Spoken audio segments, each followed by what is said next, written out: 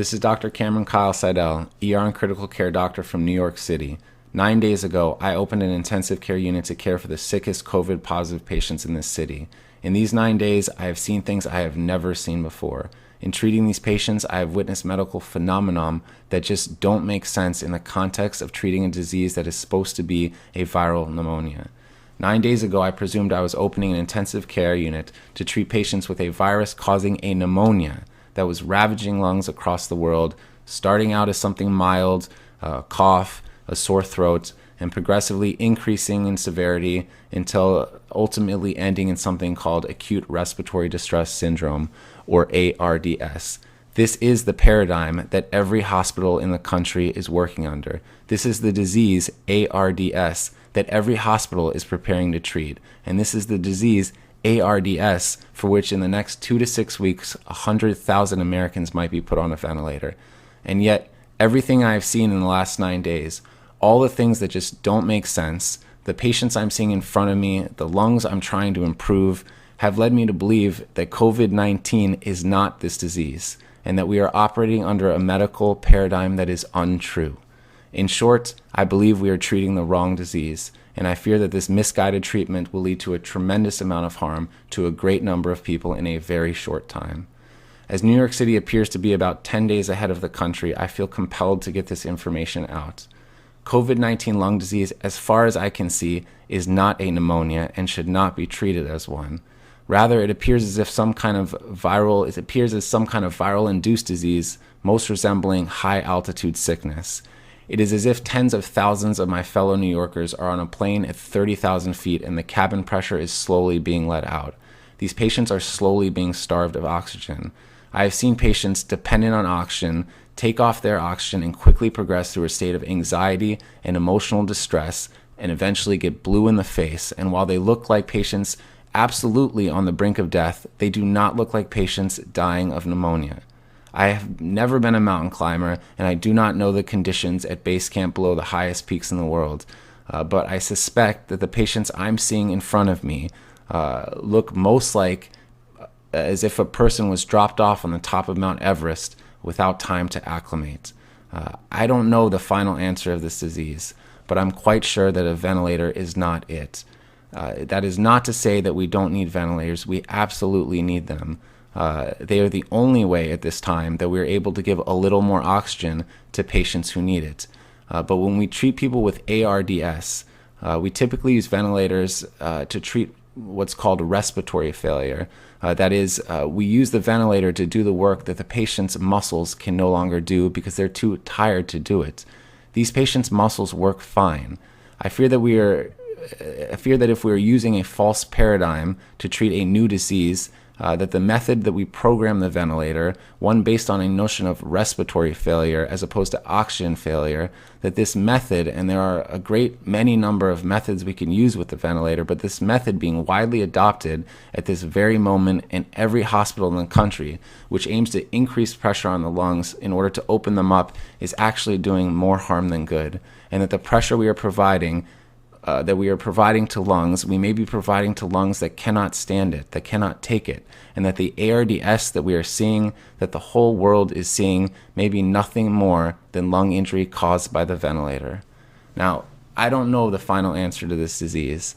I do sense that we will have to use ventilators. We will have to use a great many number of ventilators, and we need a great many number of ventilators, but I sense that we can use them in a much safer way.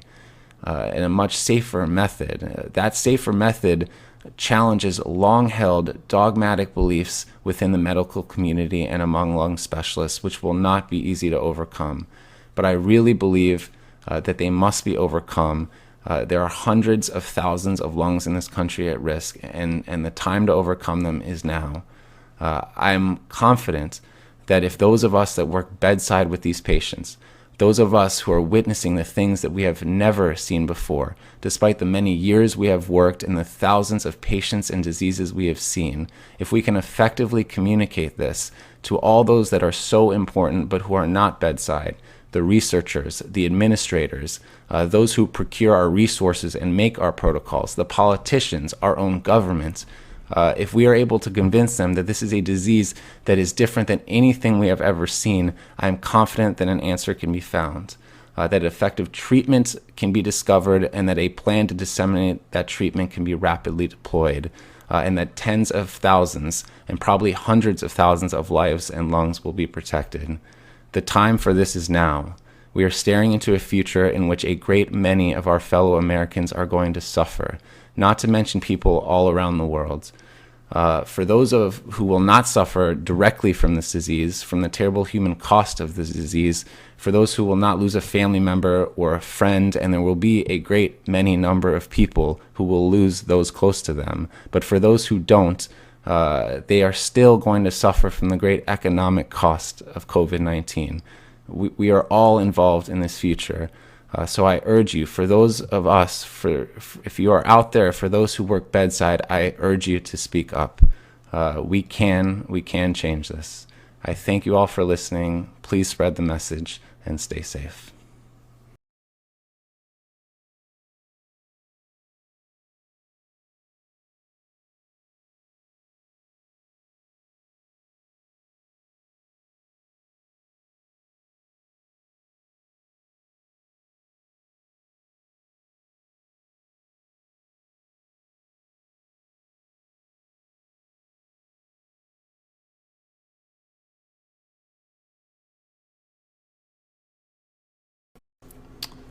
Hi, this is Dr. Cameron Kyle-Sidell, ER and critical care doctor from New York City.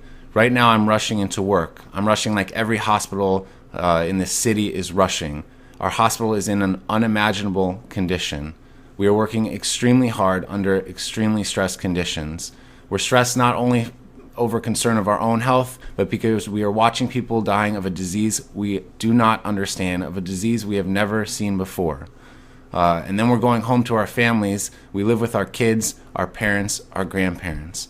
Right now, it is as if the train is slamming down the track at an extremely high velocity under extremely stressed conditions, but we don't know where we're going. We are putting breathing tubes in people and putting them on ventilators and dialing up the pressure to open their lungs. I've talked to doctors all around the country, and it's becoming increasingly clear that the pressure we are providing may be hurting their lungs, that it is highly likely that the high pressures we are using are damaging the lungs of the patients we are putting the breathing tubes in. It's not our fault. We didn't know. This is how we treat ARDS. This is how we've treated it for the last 20 years. 2 days ago, the Italians came out with a letter stating the same thing, that we are running the ventilators in the wrong way. Right now, the news is saying that 100 to 250,000 people in this country may die. That means 100 and 250,000 people may be put on a ventilator that is programmed wrong. We can change those protocols. We need to change those protocols. COVID-positive patients need oxygen. They do not need pressure. They will need ventilators, but they must be programmed differently. The protocols in this country, in every small, big, medium-sized hospital in this country, must change. They can change. The time for us to change them is rapidly diminishing, but we do have time, but that time is now. We have to change the protocols. Please spread the message. Thank you.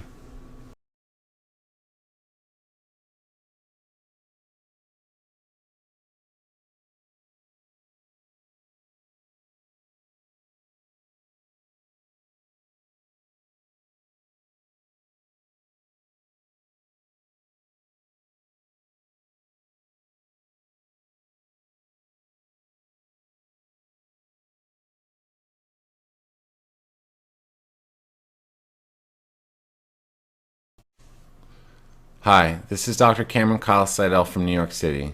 Things here are not good. By today, or by sometime yesterday, more New Yorkers will have died of COVID-19 than died in 9/11, and it appears that might go up tenfold. Our therapies are not working. Our ventilators are not able to give enough oxygen. Some are questioning whether this is a lung disease causing blood problems or a blood disease causing lung problems. I don't know what it is, but I know that I have never seen it before. People are dying of a disease that we do not understand. Thousands of people, old and young, and yes, there are young people dying. They are dying of a disease that does not make sense to us, a disease for which our usual treatment does not fit. I don't know what treatment will work, but I know that it starts with admitting that this is something new. It is a new disease that will require new therapies.